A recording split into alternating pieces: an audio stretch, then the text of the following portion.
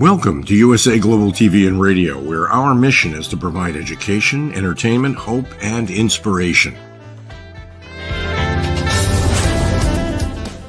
USA Global TV and Radio connects you with experts and audiences all around the world every single day to help you succeed in business and to live a richer life. Visit us at usaglobaltv.com to learn about career and life-changing training and mentoring programs like the Listening Mentor. Subscribe to our newsletter to stay informed about our special programs and offers. Discover how you can become a guest on one of our shows or a host or producer of a USA Global TV and Radio show of your very own. That's USA Global TV and Radio, where the doctor is always in.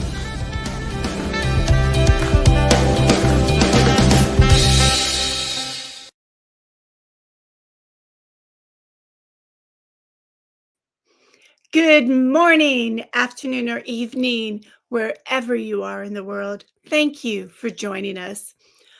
Our show today is the United Kingdom News and Culture, and I'm your host, Diane Floyd Bain. Let's welcome our team members. First, we have the incredibly talented royal photographer, co-host of the Royally Rich Lifestyle, co-host of the Royal Breaking News from London, and she's also a royal expert and a woman in the know, Helena Chard. Hey, Helena. Hi, Diane. So lovely to see you, and thank you. Thank you so much. You're so welcome. Well, let's bring out our other team member, Helena. Let's welcome our Scottish team member, the fabulous chef, author, speaker, sailor, and so much more. Please welcome Simon McDonald. Hello, everybody. Wednesday again. Yippee. I really look forward to this day, but by golly, it's cold here in Scotland and the west of Scotland just now. We've been below zero all day, which is around about 21 degrees in your numbers. So it's a bit nippy. It's frozen to me. Helena, what is it like over in your part of the world? It's very rainy. I have to say it's a little bit chilly, but it just has not stopped raining. Oh my goodness. Going and going, goodness me. Hopefully good for the garden. I don't know, we'll see. Yeah, that's good. So tell me, over here, as you know, everyone's starting to get it ready for the holidays, and we have Thanksgiving, and then we really move into the Christmas spirit. But the Christmas trees are already showing up in the various places in New York where they have giant Christmas trees and parades and so forth. Do y'all do that there?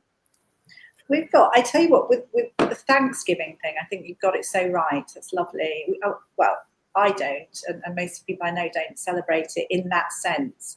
We've sort of inherited the Black Friday madness. Oh my gosh. But the love and the sentiments of family and friends and, you know, everything that comes with Thanksgiving is beautiful. And I wish we did that more here. It's a really lovely thing to do. So no, we don't do that, but the sparkles are beginning to be out. You know, it's getting a bit Christmassy, and but yeah, probably not as much as where you are based. Yes, a few Christmas trees appearing around here as well. Mind you, we've got whole plantations of them up here as well. Just everywhere you look, Christmas trees of course, all year round, and they're looking very festive just now with all the glittery of the ice hanging on them just now as well. So already decorated, basically. Naturally. How lovely is that? But I did see, and tell me if I heard incorrectly, and the picture might have been old, but supposedly the palace is already decorated. Is that right? You know, I should know, but is the tree already been done? There are 14 trees, I heard. Yeah. 14 trees. Wow. Well, you'll have to share pictures when it all goes up and looks very festive. I want to see the photograph. I need to find it. That'll be great. Well, Helena, do you want to kick off the show? I can do. So I have chosen a few stories just as a small royal roundup. So my Helena's Royal Roundup.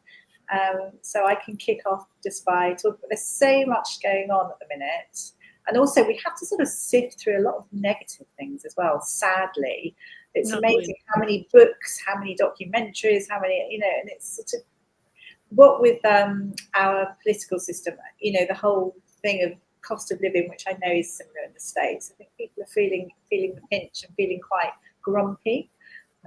So it's nice to be able to talk about Christmas and various things and some loveliness. Yes, So I have just a definitely. few little stories, not too many, and I'll get going. Shall I start now? Yes, please.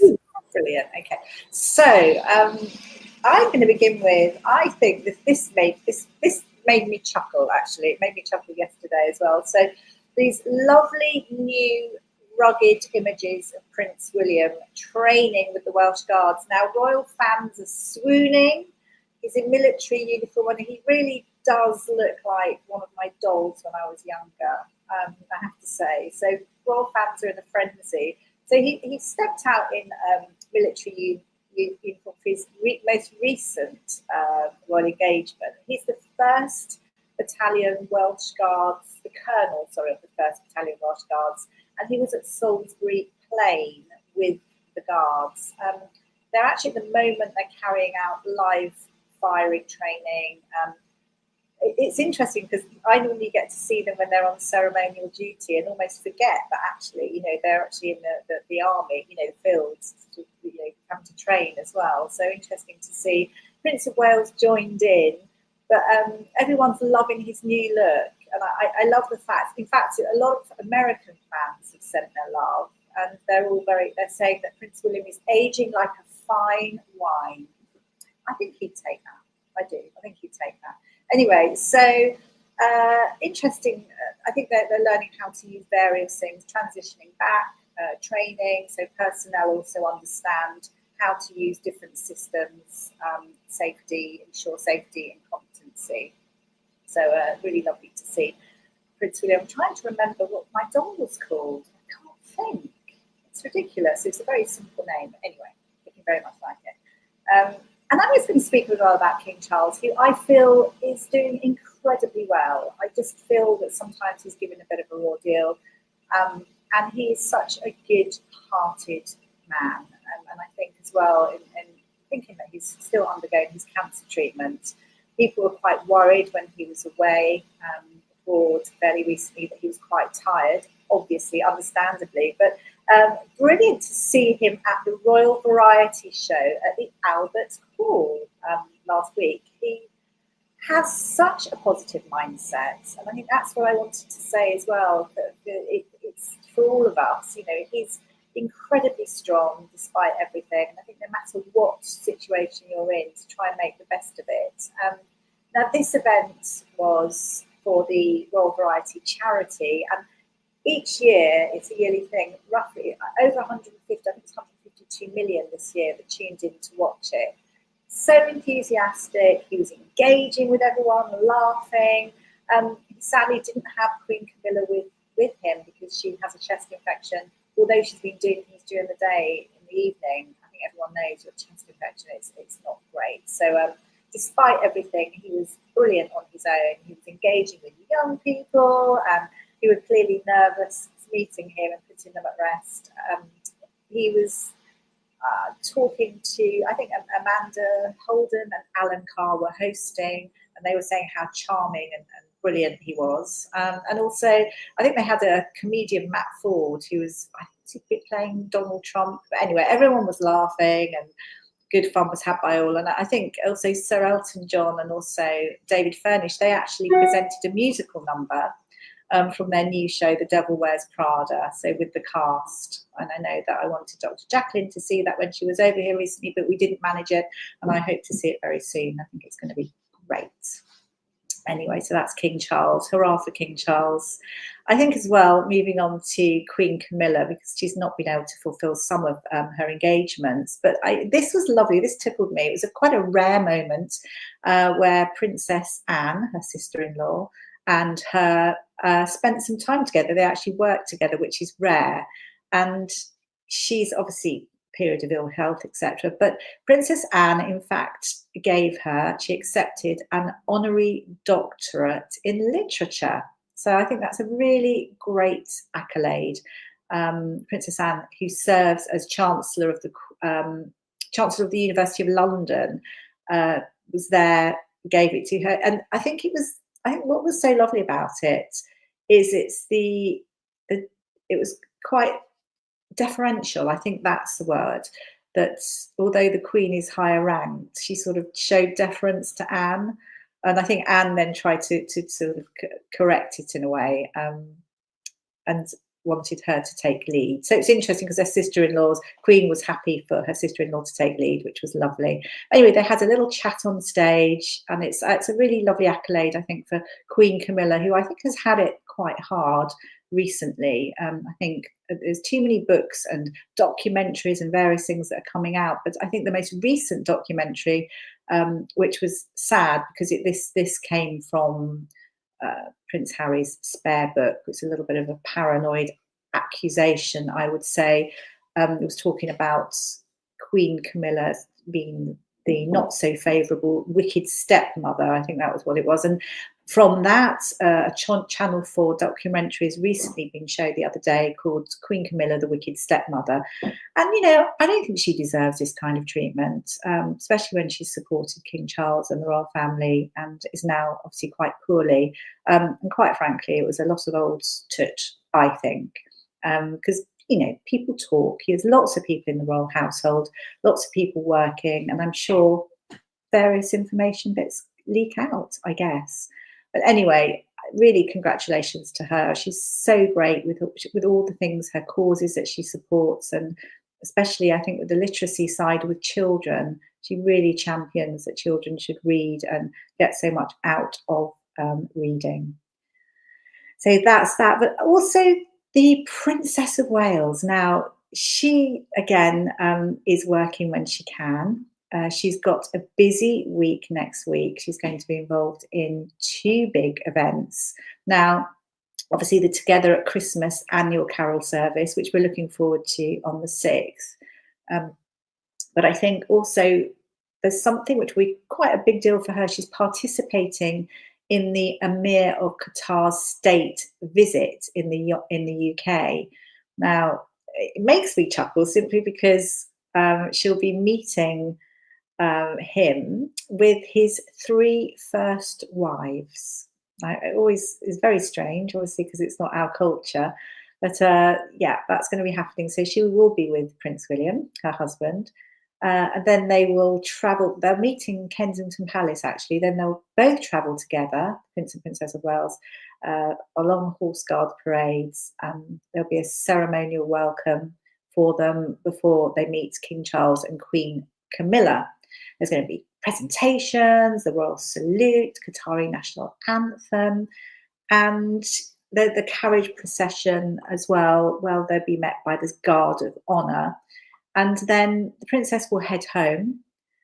She's not actually going to be, it's been released, she's not going to be at the state banquet in the evening. But yeah, I think it's going to be a pretty long day, probably one of the longest days that she's worked since her diagnosis, I believe. But great that she's doing that. I think as well, we're looking forward to December the 6th. I know that she's invited families as well to join her. And gosh, I've just got a complete mind blank of where it is. It's, let's say, Southampton. It's not that. It's in the north. And it was that very unfortunate situation where there were young girls at a dance class dancing to Taylor Swift. And unfortunately, they were killed. But the Prince and Princess of Wales has been with the families, invited them along to the sing along, which will be great. And we look forward to it. But just remembering as well what it's. I think the theme this year is the importance of love and empathy, and it's sort of like time to reflect how we will need each other during difficult times. So kindness and empathy towards others in communities. So there we are. And I'm going to end on something which is a little bit different, I guess. But so Robbie Williams, the wonderful Robbie Williams, he's done so well. But he's got a biopic that's been released on the 26th of December. He's been shooting it for quite a while. And it's called Better Man. And it's to do with really losing a lot, and then, you know, making it big again. So he's got such a story to tell. So I'm really looking forward to it. He's a great friend of the royal family. This is an interesting one that's come out because a lot of time filming. The director is the director who's the director of The Greatest Showman. So that's Michael Gracie. And they've spent a huge amount of money on, they wanted to use a part of Regent Street. Haven't got a picture, but it's a beautiful part. It's sort of a real sweeping part where the directors always thought it would be great to produce something dancing and singing on that corner. And it took a long time through the royal family to actually close that part of London down for 4 days and 4 nights, which is one, incredibly expensive, two, such a big deal, because obviously you've got to divert all the buses and things like that in central London. And they did it. They were so excited. They spent a fortune, and unfortunately it was a really unfortunate time. It was a tragic timing, because unfortunately the Queen passed just as they were about to start filming, and because of that there were 10 days of mourning, and they just couldn't shoot it. And it's not that it was like an act of God, etc. So they lost a huge amount of money, absolutely huge amount, and the Crown Estate were good about it, but there was nothing that they could do, in the sense they had to, I think it took something like 6 months to raise money again and get that sorted. But there we go, memories. But just to remember as well that looking forward to seeing that. But Queen Elizabeth, our longest reigning monarch, over 70 years, and she passed in Balmoral over 2 years ago now. So that was September the 8th, 22, at the age of 96. So it's one of those stories that goes hand in hand. When I watch Robbie Williams' Better Man on the 26th, I will be thinking of the late Queen Elizabeth. What a lovely, strong lady. Thank you very much. Fabulous. So many things to talk about. Simon, your thoughts? Oh, I mean, absolutely. It actually sort of ties in a little bit with what I'm talking about later on with Balmoral Castle up in the Highlands as well. That is a very cold place at the moment, I can assure you. That is bitterly cold. And I think it's cold here. Oh no, they get it, extreme temperatures there. Or just to say, so I couldn't remember the area in the north. It's Southport. You know what it's like when you know something and you just completely forget. Yes. It's where the families are travelling from to the concert. Yeah. Southport.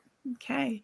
Well, before we go into Simon, I just want to say that I'm glad you talk about King Charles and the great things he does. And I don't really understand why people throw rocks, because we're supposed to be growing as human beings to be kind and loving, and throwing rocks isn't something you should do. And he already had it tough enough, in my humble opinion, to follow his mama after 70 years.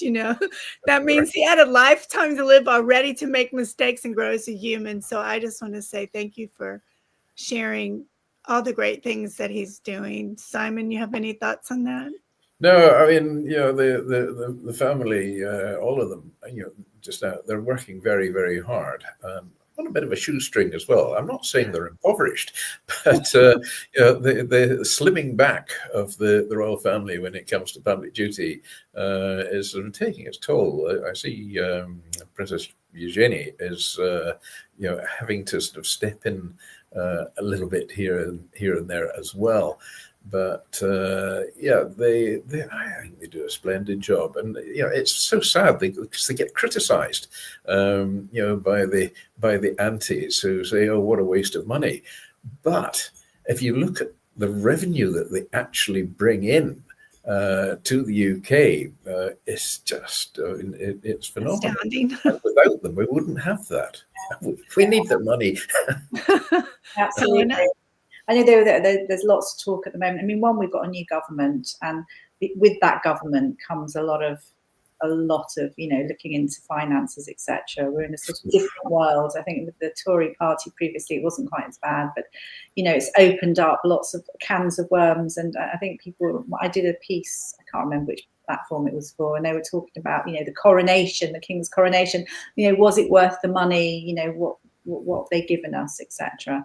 And I mean, it's huge when you think about the coronation. If you think about the wealth of, you know, our history and culture, and so many people as well that love to buy into that as well. And I know that a huge amount of money also comes in from tourism, which far outweighs things like that. And it's so important. Imagine if we didn't have that. I mean, I know Diane as well. You appreciate things like that as well. And I think countries, if you don't have that, you realise that it's something that you would love. And I do think sometimes when you have these anti-monarchists and they look at everything just by the amount of money that goes out or the amount of money that the royal family receive, but they don't actually look at the wealth that comes back from them, how much we get as a country and the Commonwealth as well, which far outweighs it. I mean, can you imagine having to choose a head of state, choose somebody just independent? I mean, who would you choose? That's not even worth it. It's very difficult. Absolutely. I mean, goodness me. Okay, so I probably took over a bit then. Yeah. You know, as a person who's a part of the London world, I just want to say that the tourism is incredible, but people around the world, absolutely. If you asked them who the Queen was, well, she was still living anyway, they would say, well, our Queen is Queen Elizabeth. And that would be my Filipino friends when I was living there. And I think I must have watched Diana's wedding, if it's okay to talk about Diana's wedding, you know, over and over and over again, because for us, it was a fairy tale, right? And so it made you want to go to London and see the palace. And then when Harry got married, we had a huge tea, a massive tea. There was probably like 300 people at this tea, a sit-down tea, and watched the whole wedding. And it, you know, y'all sparkle. That's all I have to say. Don't do anything with it. Y'all sparkle, and you. The United Kingdom, in my humble opinion, in places that I've been and traveled and witnessed, we love y'all. So shame on the mark, people who don't want y'all, because we want y'all. We do pomp and ceremony very well over here. Yes, so we should. Oh, yes. Tourism supports overseas trade. You know, it's all a plus. It's all a big plus. That is for sure. And how lovely for Queen Camilla to receive that award, because based on some other shows, Helena, you've talked about her doing so much for reading and children. And so I found that very exciting.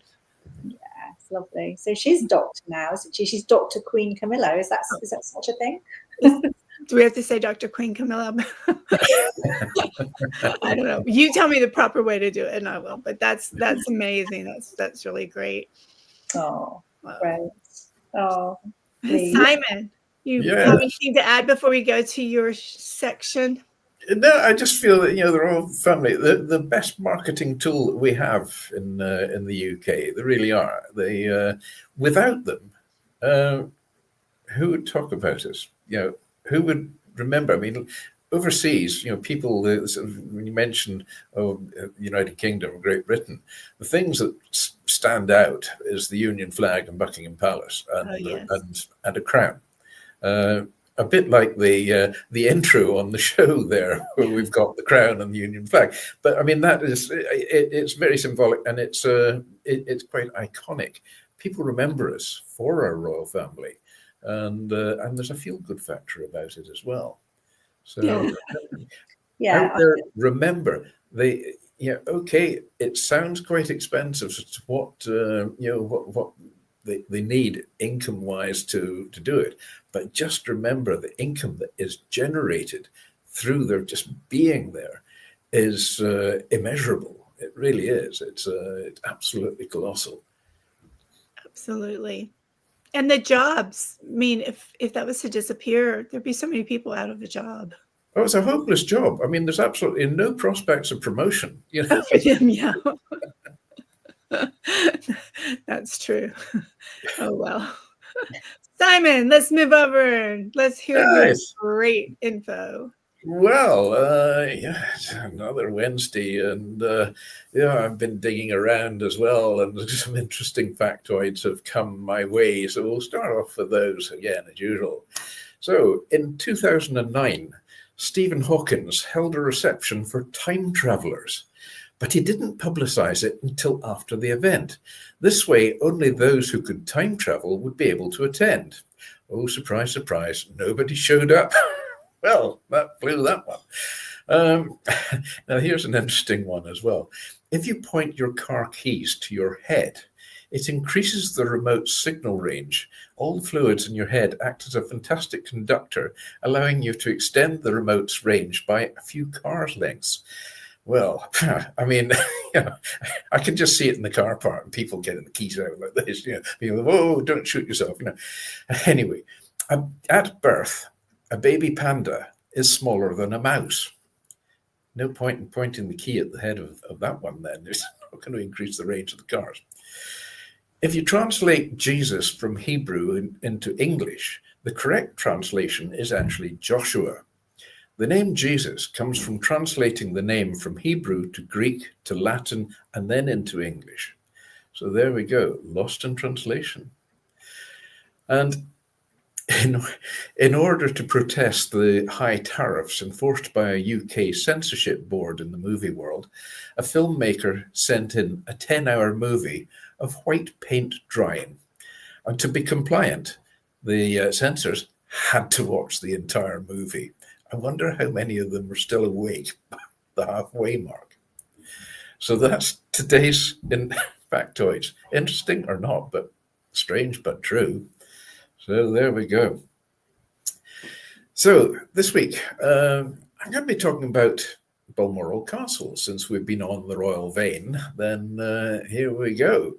And Balmoral Castle, I mean, it's a beautiful place in Aberdeenshire. It'll be, as I said earlier, they're very, very cold today. But Balmoral Castle is a large estate house in Aberdeenshire in the northeast of Scotland, and it's the residence of the British royal family when they're in Scotland. The estate and its original castle were bought from the Farquharson family in 1852 by Prince Albert, who was the husband of Queen Victoria. Soon afterwards, the house was found to be too small, and the current Balmoral Castle was then commissioned. The architect was William Smith from Aberdeen, and his designs were amended by Prince Albert. But Balmoral remains the private property of the monarch, and it's not actually part of the Crown estate, so it is a privately owned house for them, or castle, whatever you want to call it. It was the summer residence of Queen Elizabeth II, of course, who died there on the 8th of September in 2022. And the castle, it's an example of Scottish baronial architecture and was completed in 1856. And the old castle was then demolished shortly thereafter. The Balmoral estate covers an area of 53,684 acres of land, and it's a working estate, including grouse moors, forestry, farmland, as well as managed herds of deer, Highland cattle, sheep, and ponies. And Balmoral was, it was first recorded as Bushmoral in 1451, which is pronounced actually Buchral in the Gaelic-speaking terms. The first element in the name is thought to be Gaelic both, meaning a hut. But the second part, well, it's a bit uncertain exactly what the meaning of that is. So speculation still goes in amongst the Gaelic culture. King Robert II of Scotland, who reigned from 1316 to 1390, had a hunting lodge in the area. And historical records also indicate that a house at Balmoral was built by Sir William Drummond in 1390. The estate was later tenanted by Alexander Gordon, who was son of the first Earl of Huntly. A tower house was built on the estate by the Gordons. So in 1662, the estate passed to Charles Farquharson of Inverary, and brother of John Farquharson, who was the Black Colonel. The Farquharsons, in actual fact, were Jacobite sympathisers, and James Farquharson of Balmoral was involved in both Jacobite risings. So the Farquharson estates were, of course, forfeited by the Crown and passed to the Farquharsons of Auchendrine. In 1798, James Duff, who was second Earl of Fife, acquired Balmoral and leased the castle. Sir Robert Gordon, younger brother of George Gordon, the 4th Earl of Aberdeen, acquired the lease in 1830. And he made major alterations to the original castle at Balmoral, including baronial-style extensions. So Sir Robert Gordon died in 1847, and his lease on Balmoral then reverted to Lord Aberdeen. In February 1848, an arrangement was made that Prince Albert would acquire the remaining part of the lease on Balmoral, and that was together with its furniture and its staff. And he did this without even having seen the property first, so he took a gamble there. The royal couple arrived for their first visit on the 8th of September in 1848, and Victoria found the house small but pretty, and recorded in her diary that all seemed to breathe freedom and peace, and to make one forget the world and its sad turmoils. The house was indeed confirmed to be too small, and in 1848 John and William Smith were commissioned to design new offices and cottages and other ancillary buildings. Improvements to the woodlands and gardens and the state buildings were also being made at the time. Then major additions to the old house were considered in 1849, but by then negotiations were well underway to purchase the estate from James Duff, who was the 4th Earl of Fife. The sale was actually completed in June 1852, and the price then was £32,000. God, you couldn't buy a dog kennel for that now. So the equivalent of about £6 million today, or that's nearly $7 million. And Prince Albert formally took possession that autumn. The neighbouring estate of Birk Hall was also bought at the same time. So space was needed for the growing family of Victoria and Albert, for additional staff and for accommodation for visiting friends and official visitors such as cabinet ministers. So a larger house was needed to be built. And in 1852, this was then commissioned again to William Smith, the city architect of Aberdeen. Smith's designs were amended, of course, by Prince Albert, who took a very close interest in all the details, such as the turrets and the windows. So construction began in the mid-1853 on a site some 100 yards northwest of the original building that was considered to have much better view. Queen Victoria laid the foundation stone on the 28th of September 1853 during her annual autumn visit.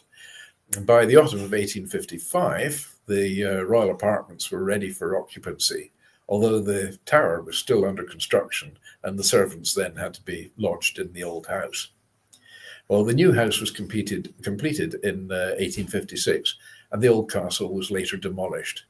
So by the autumn of 1857, a new bridge across the Dee, the river that runs through the estate, was designed by Brunel, linking Crathy and Balmoral, and that was finished in that year. Balmoral Castle it's built from granite quarried at the Invergelder estate, not far away, and it consists of two main blocks, each arranged around a courtyard. The southwestern block contains the main rooms, while the northeastern contains the service wings. And at the southeast is an 80-foot tall clock tower topped with turrets. The architecture of the new house is considered to be somewhat dated for its time, but as an exercise in Scottish baronial, is actually sometimes described as too ordered and even Germanic, as a consequence, obviously, of Prince Albert's influence on the design. The royal couple decorated Balmoral with tartans and always attended the Highland Games at Braemar, as they still do to this day. Queen Victoria expressed an affinity for Scotland, even professing herself to be a Jacobite. So historian Michael Lynch comments that the Scottishness of Balmoral helps to give the monarchy a truly British dimension for the very first time. The pattern of life of the royal couple in the Highlands was soon established. Victoria took long walks of up to 4 hours daily, and Albert spent many days hunting deer and game. In 1849, the diarist Charles Greville described their life at Balmoral as resembling that of gentry rather than that of royalty. Prince Albert had an active role in all the improvements, overseeing the design of the paters and the division of the main road north of the river via a new bridge, and plans for farm buildings as well. Well, these buildings included a model dairy that he developed in 1861, the year of his death. The dairy was then completed by Victoria herself, along with the builders, of course, and subsequently she also built several monuments to her husband on the estate. Following Albert's death, Victoria spent increasing periods at Balmoral, staying for as long as 4 months a year during the early summer and into the autumn as well. A few further changes were made to the grounds, the erection of various cairns and monuments, and the addition of some cottages as well. It was during this period that Victoria began to depend on her servant, John Brown. And he was a local gillie from Crathy. And gillie works under the gamekeeper, and he looks after the wildlife and the estate and the deer and so on, and manages that. And so John Brown, he was the gillie. He came from Crathy nearby, and he became one of our closest companions during the long period of mourning. There was actually a very good movie called John Brown. Billy Connolly actually took the part of it, and Judi Dench played Queen Victoria. Fabulous movie. In 1887, Victoria Eugenie, granddaughter of Queen Victoria, was born at Balmoral. Her mother was the Princess Beatrice, the fifth daughter of Victoria and Albert. So Victoria Eugenie became Queen of Spain when she married King Alfonso XIII in 1906. In September 1896, Victoria welcomed Emperor Nicholas II of Russia and Empress Alexandra, a granddaughter of Victoria, to Balmoral. 4 years later, Victoria made her last visit to the estate, and that was 3 months before her death on the 22nd of January in 1901.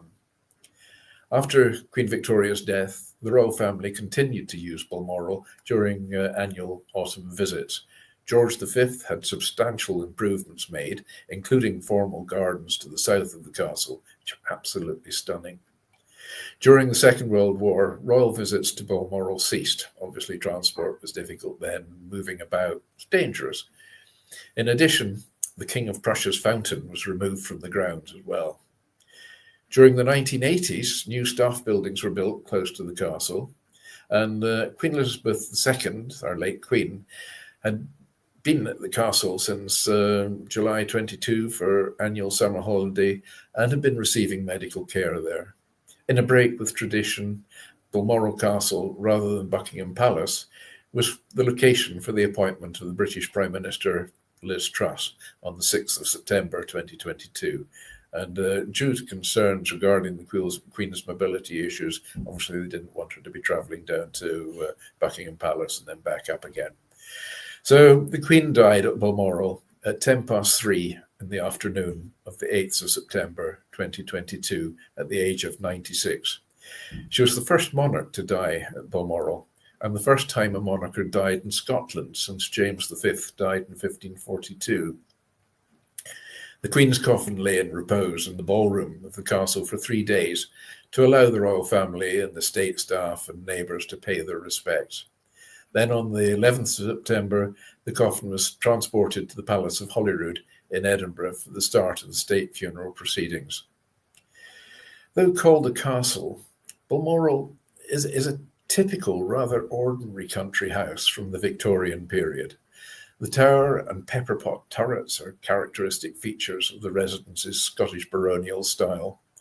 The 7-storey tower is an architectural feature borrowed from medieval defensive tower houses, and the pepperpot turrets were influenced by the style of the 16th century French chateau. So there was a bit of a mix in design there, and although they were influenced by the French chateau, of course, Albert had his influence, giving it that Germanic touch as well.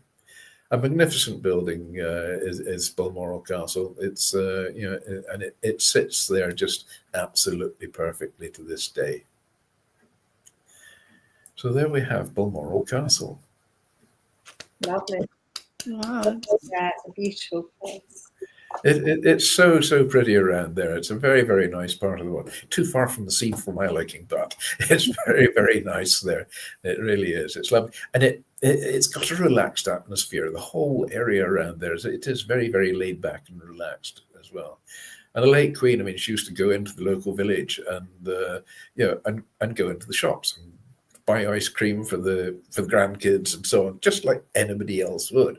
And she was very much revered there. So that's it. And she loved the Braemar games each year as well. They absolutely passionate about that. So, as did all the royals. I think Diana wasn't too keen on it, but Charles, yeah, he thoroughly enjoyed it. Yeah, And does.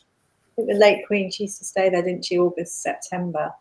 But since she's passed, I mean, the royals don't stay there. They stay maybe short bursts, but not that whole time. And although King Charles has inherited it, he doesn't really stay in the castle, does he? He's on at Birkhall, which is one of the manor houses actually on the ground.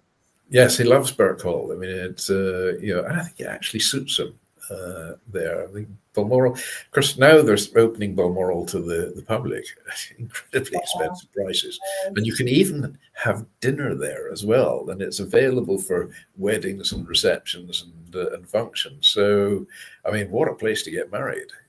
It's incredible. There's actually something like 150 buildings on the estate. Yeah. It's a big estate. 56,000 acres is, is getting onto the size of a small country. I mean, it's a very big estate. Yeah. So, they've got villages on the estate basically. So. That's amazing. I had no idea. I think that's bigger than Rhode Island. Yeah, probably. That's our tiniest state in the U.S. Yeah. But then Rhode Island's got more houses. This is true. This is true. Well, that was just fabulous information. I wish we had more time to really dive into the history. Oh, I mean, when I was researching the story, I mean, I could have gone on 3 or 4 times the time which we've got.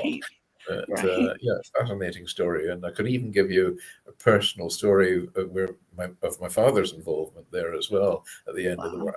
I did, I believe, bring that one up before.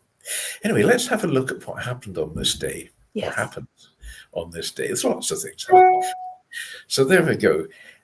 I've sort of dug back in time a little bit, starting off in the year 176.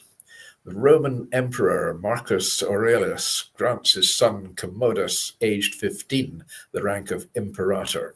There we are, you needed to know that. And on this day in 1938, Bergen County in New Jersey Sheriff's Department arrested Frank Sinatra on a charge of seduction, which was later amended to adultery. Soon after then, the case was dismissed. I mean, as one might imagine. On this day in 1973, the US Senate votes 92-3 to confirm Gerald Ford as the Vice President of the United States. And then on this day in 2017, Harry and Meghan announced their engagement. Oh, it's all gone downhill since then, hasn't it? Right, maybe I shouldn't have said that. Birthdays today, changing the subject. This day in 1746, Robert R. Livingston, the founding father who delivered the oath of office to George Washington, was born in New York City. Then in 1942, Jimi Hendrix, the American guitarist, famous for Purple Haze, and Voodoo Child, and various others, and regarded as probably one of the greatest guitarists ever, was born in Seattle in Washington. 1964, Robin Givens, American model and actress who married and divorced boxer Mike Tyson, and she survived, was born in New York City. She's 59 today. Happy birthday, Robin. Deaths today. Well, again, going back into the past a little bit. In 65 BC, Horace, the Roman Republican poet and odes, dies aged 56. In 1934, Babyface Nelson, the American bank robber who killed more FBI agents than any other criminal, was shot by the FBI in a shootout, and he was aged 25.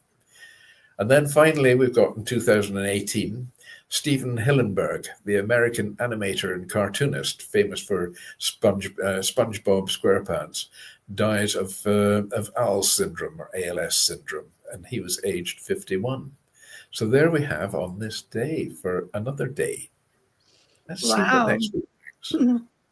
So many things. Some people die so young, right? They do, yeah. But then, I mean, I suppose 56 was a pretty good age, and back in the early BCs, and that's true. That's true. That's a good way to look at it. Yes, yeah. To me, 56, you're just a baby. Well, that's it. I mean, at 56, you think, well, you know, you're never going to see 2024. So what's the point in carrying on?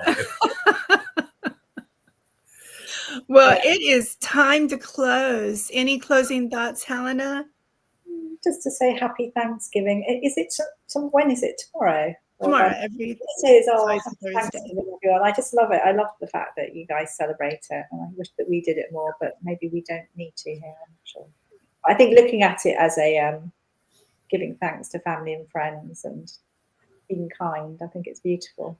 So I hope you have a lovely time. Are you having to cook? No. So I since I travel, I get to donate to the turkey fund. But our family's so huge, that's such a blessing, right? That and now all the nieces and nephews want to show off their cooking. So they've put all of us into you just get to eat. And I'm like, it's fine with me. Yeah, so have a lovely time. It's not a good time of the year to be a turkey, though, is it? I mean, you just get over Thanksgiving, and then the survivors get done in at Christmas. You know? I know, and also for the new year, right? Ducks, not a good time for birds. Yeah. Simon, any closing thoughts? Yeah. Well, when you're dead, you don't know you're dead. But the pain's felt by others. But the same thing happens when you're stupid. Oh my gosh, that's just too brilliant. I'm gonna have to re-listen to that one. Well, thank you all. You both are so amazing. I love you so much. And thank you for another great show. And to everyone watching, thank you for joining us today for the UK News and Culture. Wherever you are in the world, I hope your day is filled with peace and love.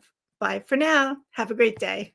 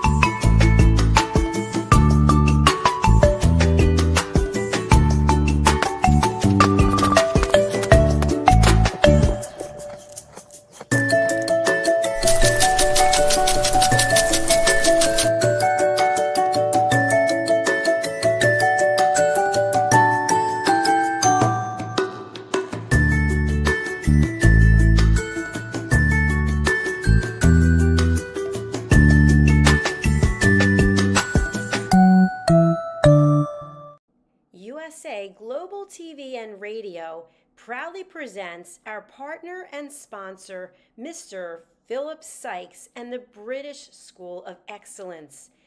Building confidence, changing lives. And now, proudly presenting the Polished Professional. On a transformative journey with the British School of Excellence's comprehensive suite of masterclasses, crafted to elevate your professional and personal life. 8 outstanding modules will elevate you to the next level. Module 1, Exploring Life's Purpose, delves into the depths of self-discovery, guiding you to chart your unique path to fulfillment and success. Module 2, Mastering Professional Presence and Confidence. This masterclass is a deep dive into the art of self-assurance and commanding presence, which is essential for standing out in today's competitive landscape. Module 3, Learn the secrets of visual impact, how to curate a personal style that amplifies your professional brand. Module 4, Mastering Professional Etiquette and Communication Excellence, navigating the nuances of corporate interaction with grace and tact. Module 5, Elegance in Eloquence.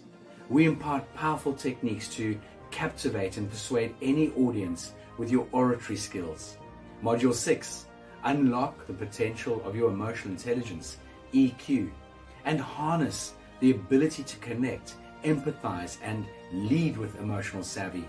Module 7, Mastering DISC, building a gateway to understanding behavioral styles, fostering better personal and professional relationships. Module 8, Mastery in Dining Etiquette, building your confidence to perfect the subtleties of dining with finesse, enhancing your social savviness at any table. Step into the Polished Professional program where poise, elegance, and excellence aren't just taught, they're instilled for life. Join us to redefine your potential and polish your professional edge. To learn more, go to thebritishschoolofexcellence.com. The British School of Excellence are investors in people. Let us invest in you.